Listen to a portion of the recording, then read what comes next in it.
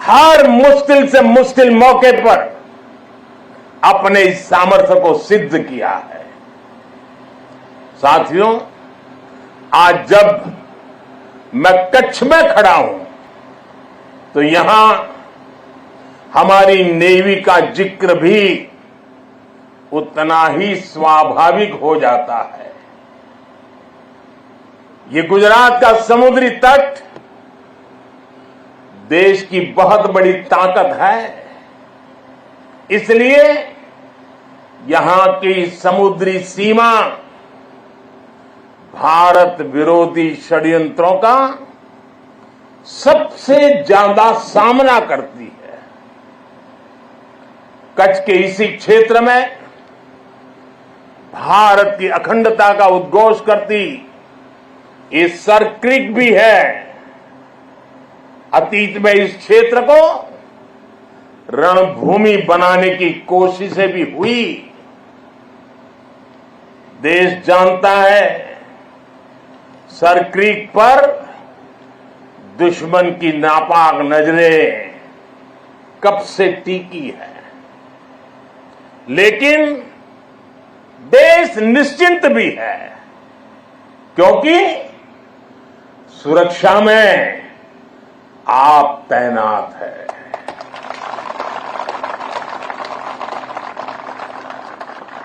दुश्मन को भी पता है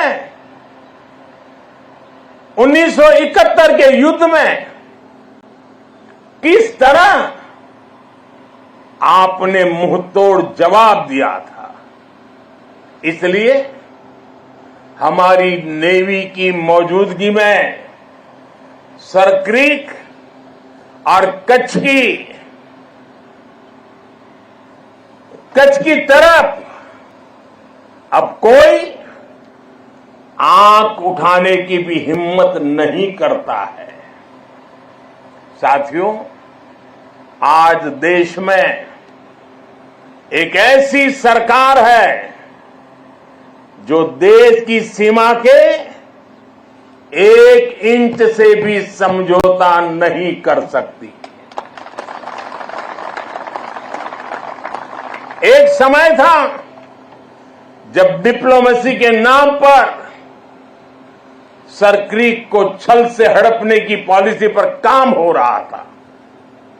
मैंने तब गुजरात के मुख्यमंत्री के रूप में भी देश की आवाज को बुलंद किया था। और इस क्षेत्र में आज मैं पहली बार नहीं आया, मैं इस क्षेत्र से परिचित रहा हूं, कई बार आया हूं, बहुत आगे तक जाकर के आया हूं। इसलिए आज जब हमें जिम्मेदारी मिली है तो हमारी नीतियां हमारी सेनाओं के संकल्पों के हिसाब से बनती है। हम दुश्मन की बातों पर नहीं, हमारी सेनाओं के संकल्पों पर भरोसा करते हैं। साथियों, 21वीं सदी की जरूरतों को देखते हुए आज हम अपनी सेनाओं को, हमारे सुरक्षा बलों को आधुनिक संसाधनों से लैस कर रहे हैं। हम हमारी सेनाओं को विश्व की सबसे आधुनिक मिलिट्री फोर्सेस की कतार में खड़ा कर रहे हैं। हमारे इन प्रयासों का आधार है रक्षा क्षेत्र में आत्मनिर्भर भारत। अभी कुछ ही दिन पहले यही गुजरात के वडोदरा में C295 फैक्ट्री का उद्घाटन हुआ है। आज विक्रांत जैसा made in India aircraft carrier देश के पास है। आज भारत में अपनी सबमरीन बनाई जा रही है। आज हमारा तेजस फाइटर प्लेन वायुसेना की ताकत बन रहा है। हमारा अपना 5th जनरेशन फाइटर एयरक्राफ्ट बनाने का काम भी शुरू हो चुका है। पहले भारत की पहचान हथियार मंगाने वाले देश की थी। आज भारत दुनिया के कितने ही देशों को डिफेंस उपकरण एक्सपोर्ट कर रहा है। पिछले 10 वर्षों में हमारा रक्षा निर्यात 30 गुना बढ़ गया है। साथियों, सरकार के इस विजन को सफल बनाने में हमारी सेनाओं और सैन्य बलों के सहयोग की भी बड़ी भूमिका है। हमारे सुरक्षा बलों की बहुत बड़ी भूमिका है। मैं देश की सेनाओं को, मैं देश के सुरक्षा बलों को बधाई दूंगा कि उन्होंने 5000 से अधिक सैन्य उपकरणों की लिस्ट बनाई है जो वो अब विदेश से नहीं खरीदेंगे। इससे सैन्य क्षेत्र में आत्मनिर्भर भारत अभियान को नई गति भी मिली है। साथियों, आज जब न्यू एज वॉरफेयर की बात होती है तो ड्रोन टेक्नोलॉजी उसका एक अहम टूल बन गई है। हम देख रहे हैं युद्ध में शामिल देश आज ड्रोन टेक्नोलॉजी का जमकर इस्तेमाल कर रहे हैं। ड्रोन से निगरानी हो रही है, ड्रोन से खुफिया जानकारी जुटाई जा रही है। किसी व्यक्ति या जगह की पहचान करने में ड्रोन का उपयोग हो रहा है। ड्रोन सामान पहुंचाने में मदद कर रहे हैं। ड्रोन का इस्तेमाल हथियार के रूप में भी हो रहा है। इतना ही नहीं, ड्रोन पारंपरिक एयर डिफेंस के लिए भी चुनौती बनकर के उभर रहा है। ऐसे में भारत भी ड्रोन टेक्नोलॉजी की मदद से अपनी सेनाओं को, अपने सुरक्षा बलों को सशक्त कर रहा है। सरकार आज 3 सेनाओं के उपयोग में आने वाले प्रीडेटर ड्रोन खरीद रही है।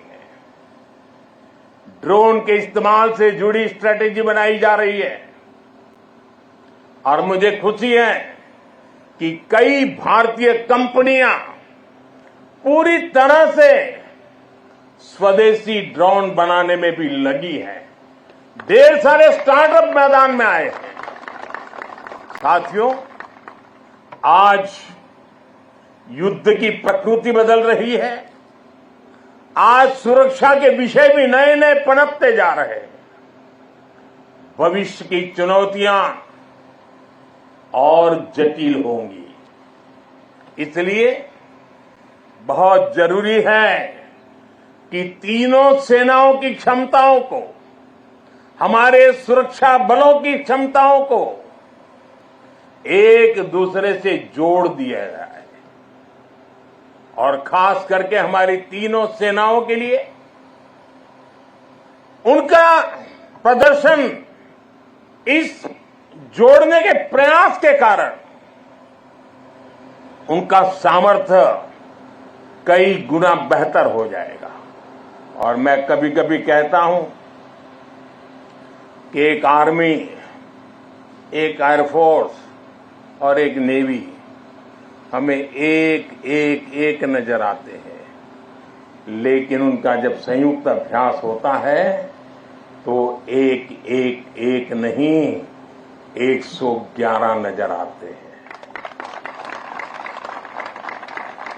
सेनाओं के आधुनिकीकरण की इसी सोच के साथ chief of defence staff CDS की नियुक्ति की गई। इसने देश की सेनाओं को मजबूत करने में बड़ी भूमिका निभाई। अब हम इंटीग्रेटेड थिएटर कमांड की दिशा में बढ़ रहे हैं। इंटीग्रेटेड थिएटर कमांड के लिए एक ऐसा मैकेनिज्म तैयार कर लिया गया है जिससे सेना के तीनों अंगों के बीच और बेहतर तालमेल होगा। साथियों, हमारा संकल्प है नेशन फर्स्ट, राष्ट्र प्रथम।